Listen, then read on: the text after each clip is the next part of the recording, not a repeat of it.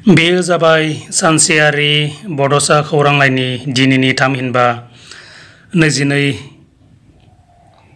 अक्ट'बरनि बिसान। दिनैनि बिसानाव गहपुरनि मनिका गयारिनि गोमोरनाय नेरसोनफोर, गलाघाटनि पबित्र ब्रत दैमारिनि माइनाव बुरै,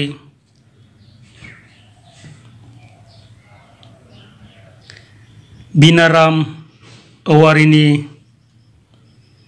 खौसेथि, सनिराम बसुमतारिनि गोदान आबहावा, क'क्राझारनि थुनि बसुमतारिनि गोदान गामि, अदालगुरिनि इयुनसा बर'नि नों दानो, क'क्राझारनि सोमदोन गयारिनि गोमोथाव, क'क्राझारनि फनि महन इस्लारिनि जिउ फैमाल,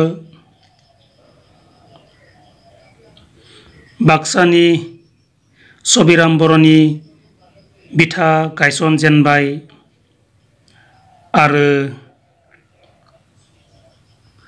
धोनस्री बसुमतारिनि मिजिं खन्थाइया सेबखांजादों। मिजिंथिबायदि सानसेयारि बड'सा खौरांलाइयाव अराय नोंथांनि बेसेन बहरा लिरथिखौ दैथायहरबाय थागोन आरो सानसेयारि बड'सा खौरांलाइखौ अराय अनसायलांबाय थागोन।